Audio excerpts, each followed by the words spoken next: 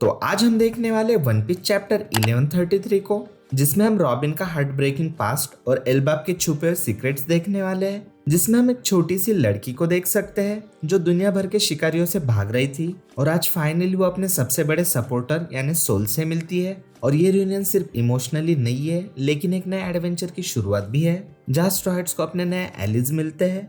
और ये सब तो आज हम इस वीडियो में देखेंगे ही। बट वीडियो स्टार्ट करने से पहले अगर आप चैनल पर नए हो ना तो प्लीज चैनल को सब्सक्राइब करके बेल आइकन दबा देना ताकि आपको सबसे पहले स्पॉयलर्स मिल सके।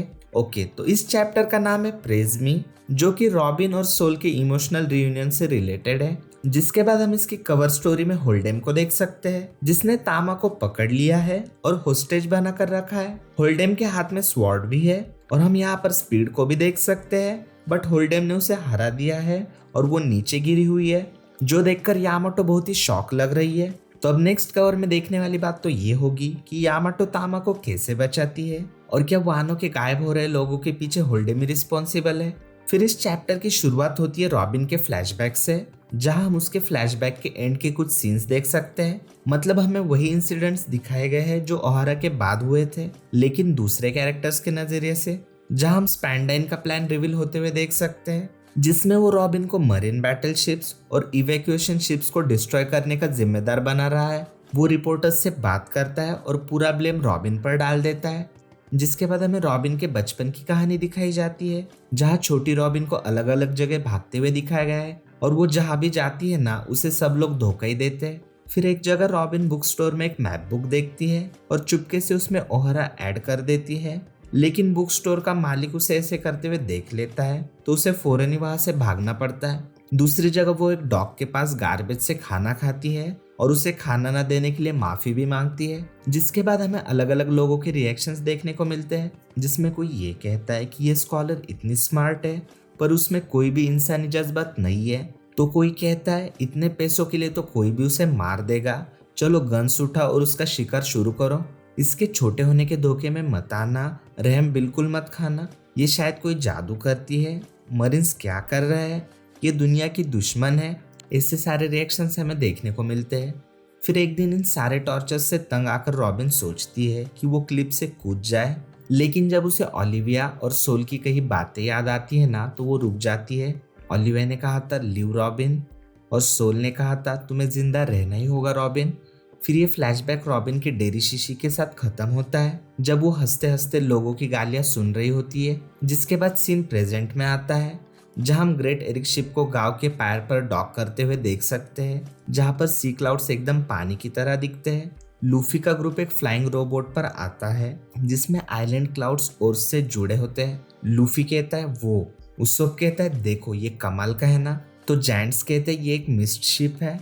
ये आइलैंड क्लाउड की बियॉन्सी से आगे बढ़ता है, मतलब एग्जैक्ट तो नहीं बट शॉर्ट में ये समझ लो कि वो शिप क्लाउड्स पे बाउंस करके आगे बढ़ती है। जिसके बाद लिलिथ एक्सप्लेन करती है कि एल्बाब का क्लाइमेट एकदम परफेक्ट है, यहाँ के आइलैंड क्लाउड, सी क्लाउड, बबल, रेनबो और होवर सारी टेक्नोलॉजी यहाँ साथ में है, इसलिए यहाँ वेगापंक के इन्वेंशंस काम करते हैं। जिसके बाद हम देख सकते हैं कि सब लोग विलेज के बीच में इकट्ठा होते हैं, जहाँ नामी रॉबिन के हेयर स्टाइल चेंज को नोटिस करती है, लेकिन रॉबिन कहती है कि नामी और बाकी सब एल्बाब के लिए एकदम परफेक्ट ड्रेसअप लग रहे हैं। जिसके बाद हम हजरुद्दीन को देख सकते हैं जो स्ट्रॉयड क्रू से मिलता है और अपने new giant warrior pirates crew को इंट्रोड्यूस भी कराता है। और हम रोड को भी देख सकते हैं जिसे आयरन चेन से क्रूसीफाई किया गया है, मतलब उसे बांध कर रखा है। हजरुद्दीन कहता है मैंने तुम्हारे काम के बारे में बहुत सुना है, तुम्हारा योन को बनने तक का पूरा सफर, बिग बॉस तुम कमाल हो।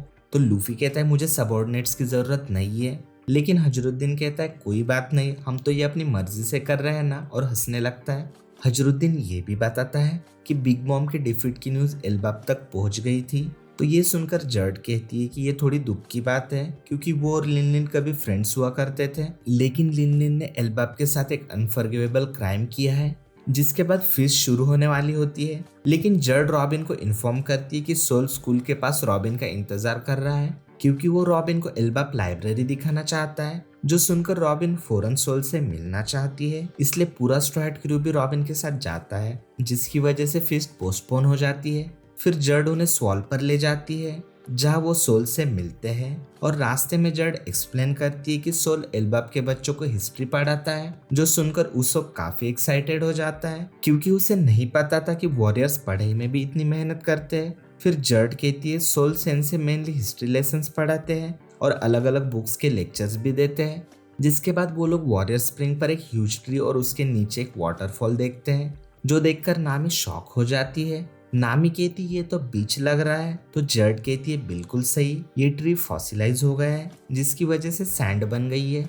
फिर लूफी कहता है चलो उस बंदे से मिलते हैं। फिर हम एक जायंट लड़की को देख सकते हैं जो भागकर आती है और कहती है सोल बीच पर गिर गया है और हिल नहीं रहा। उसके बाद जब रॉबिन जाकर देखती है तो वो फौरन समझ जाती कि सोल एक्टिंग कर रहा है और हंसते हुए कहती है ये कितना सिली है ना। तो एक्चुअली जब सोल और रॉबिन फर्स्ट टाइम मिले थे ना, तब सोल ऐसे ही बीच पर अनकॉन्शियस पड़ा था। तो वो ये सोचता है कि इतने सालों बाद रॉबिन से मिल रहे हैं तो सेम वैसे मिलते जैसे हम फर्स्ट टाइम मिले थे, इसलिए वो ऐसे एक्टिंग करता है।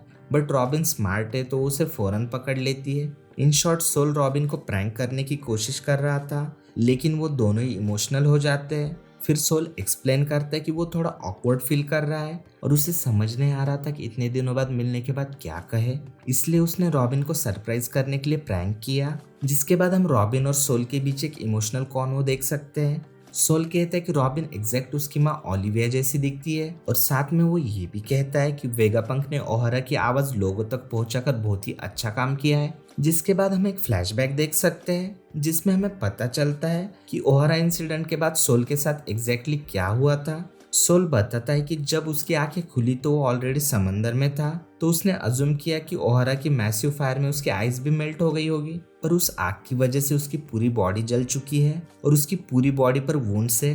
तो आई गेस सोली वो मैन मार्क बाय फ्लेम्स हो सकता है। फिर हम रॉबिन को देख सकते हैं जो ऑलरेडी सोल के हाथ पर है। वो सोल को बोलने से रोकती है और वो कहती बस करो, मैं और डिप्रेसिंग चीजों के बारे में बात नहीं करना चाहती। जिसके बाद ये दोनों ही बहुत इमोशनल होते हैं।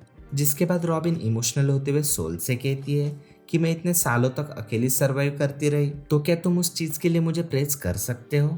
तो सोल भी बिना देर के फौरन रॉबिन को हक करता है और उसे प्रेज भी करता है। सोल कहता है कि इतनी छोटी उम्र में पूरी दुनिया से भागकर 22 साल सर्वाइव करके तुमने कमाल ही कर दिया रॉबिन। और जब सोल रॉबिन को प्रेज कर रहा होता है ना, तो हमें रॉबिन के फ्लैशबैक के कुछ और पैनल्स दिखाए जाते हैं। फ्लैशबैक पैनल्स में हम देख सकते हैं कि रॉबिन बारिश में भीग रही है और वो रोते हुए कहती है कि उसे जिंदा रहने के लिए कोई रीजन नहीं चाहिए। फिर सीन प्रेजेंट में शिफ्ट होता है जहाँ रॉबिन और सोल बहुत इमोशनल हो चुके हैं और दोनों ही खुशी और इमोशन के मारे रो रहे हैं। फिर रॉबिन सोल से कहती है मैंने तुम्हें बहुत मिस किया सोल, और सोल भी हंसते हुए कहता है मैंने भी। फिर ये चैप्टर कुछ फनी फेसेस के साथ खत्म होता है जहाँ लगभग पूरा स्ट्रॉ हैट क्रू रॉबिन और सोल के मिलने पर रो रहा है, सिर्फ लूफी, जोरो और जिनबे नहीं रो रहे हैं। जिसके बाद हम लास्ट पैनल में लूफी को देख सकते हैं जो रॉबिन को खुश देखकर खुद भी बहुत खुश हो रहा है। तो गाइज अगर आपको वीडियो अच्छा लगा हो ना तो प्लीज वीडियो को लाइक कर देना, और अगर आप चैनल पर नए हो ना तो प्लीज चैनल को सब्सक्राइब करके बेल आइकन दबा देना ताकि आपको सबसे पहले स्पॉयलर्स मिल सकें। और हाँ गाइज एक बैड न्यूज़ है कि नेक्स्ट वीक ब्रेक है,